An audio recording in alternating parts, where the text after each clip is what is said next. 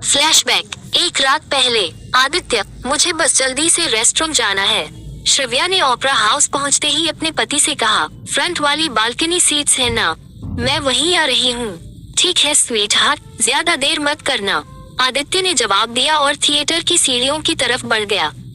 जैसे ही आदित्य उसकी नजरों से ओझल हुआ, श्रव्या ने पीठ घुमाई और अपना फोन निकाल लिया।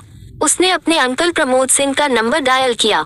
श्रव्या, अंकल प्रमोद, मैं श्रव्या बोल रही हूँ। अनुराधा बोल रही हूँ। श्रव्या, रुको, फोन प्रमोद को देती हूँ। प्लीज जल्दी कीजिए, बहुत जरूरी है। कुछ सेकंड लगे, लेकिन आखिरकार प्रमोद सिंह ने कॉल उठा ली। हेलो श्रव्या, अंकल प्रमोद, मैं श्रव्या हूँ।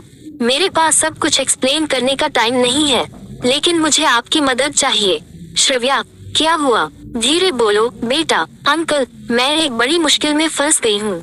मैं क्रूज पर एक लड़की से मिली, बहुत ज्यादा हैंडसम, मतलब एकदम अडोनिस जैसा। एक क्या? प्रमोद सिंह चौंके। अंकल, आप उसे देखेंगे तो शायद बेहोशी हो जाएंगे। वो इतना हॉट है। श्रव्या, मुझे समझ नहीं आ रहा।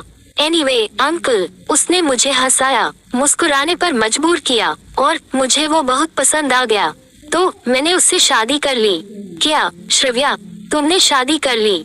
हाँ अंकल, वो सच में बहुत अच्छा इंसान है।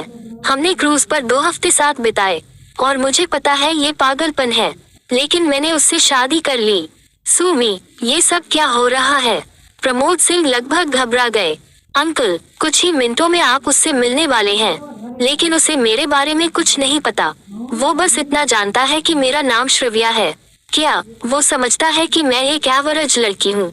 मतलब ना पैसा, ना स्टेटस, एकदम नॉर्मल, क्योंकि यही मैंने उसे बताया। मैं बहुत डर गई थी अंकल। वरुण के साथ जो हुआ, उसने मेरी सोच बदल दी थी। मैं डर गई थी कि वो भी दूसरा वरुण न निकल जाए, और क्योंकि मैं उसे ठीक से नहीं जानती थी, मैंने अपनी असली पहचान छुपा ली। मैं श्रव्या वर्मा, मल्टी बिलियनर राजवीर वर्मा की बेटी। मैं दोबारा कभी इस्तेमाल नहीं होना चाहती थी। तो जब आप हमें साथ देखें, प्लीज शॉक मत होना और प्लीज मेरी सच्चाई मत बताना। मैं खुद उसे सब बताना चाहती हूँ, बस मुझे थोड़ा समय चाहिए सब ठीक करने के लिए। Shravya, please uncle, please please. वह भीख मांग रही थी। फोन के उस तरफ प्रमोद सिंह की गहरी सांस सुनाई दी। और आखिरी बात, श्रव्या ने जल्दी से कहा, क्या आप उसकी मदद कर सकते हैं? टेक्निकली वो आपका गॉडसन इन लॉ है। क्या? मैं अब आपसे मिलने ऊपर आ रही हूँ अंकल। प्लीज ऐसे बिहेव करना जैसे आप मुझे जानते ही नहीं। Okay, act like you don't know me. Bye. Shravya इतनी तेज बोल रही थी कि प्रमोद सिंह को सोचने का भी वक्त नहीं मिला। वह फोन नीचे रखकर पूरी बातचीत अपने दिमाग में रिप्ले करने लगे। उसी समय थिएटर की बालकनी की फ्रंट रो में हरीश कूपर, वीआर के भारत लाइफस्टाइल मीडिया का रिप्रेजेंटेटिव, उनके सामने खड़ा था, बिना बुलाए बिजनेस की बातें करते हुए। प्रमोद सिंह को सिरदर्द होने लगा।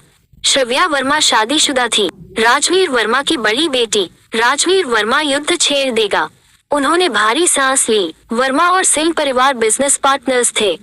प्रमोद सिंह ने अपने माता पिता से वादा किया था कि वह इस पार्टनरशिप को हमेशा मजबूत रखेंगे। वर्मा परिवार सिर्फ बिजनेस एलाइज नहीं था, वे भरोसेमंद और करीबी थे। इसी वजह से प्रमोद सिंह राजवीर वर्मा के बच्चों को अपने बच्चों जैसा मानते थे। तभी एक आदमी प्राइवेट बालकनी में आ घुसा। आदित्य रॉय कपूर। प्रमोद सिंह उसे पहचानते थे।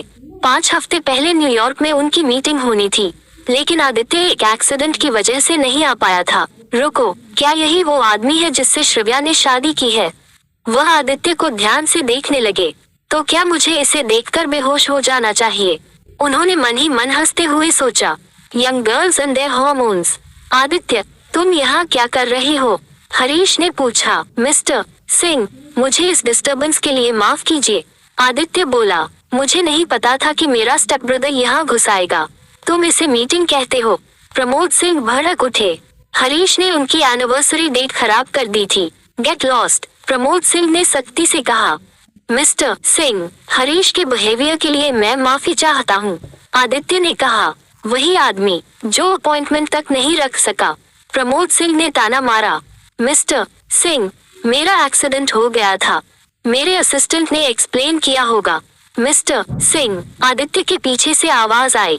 श्रव्या आगे बढ़ी। प्लीज मेरे हस्बैंड को एक चांस दीजिए। प्रमोद सिंह जानते थे कि वह आने ही वाली है, फिर भी उसे देखकर वे चौंक गए।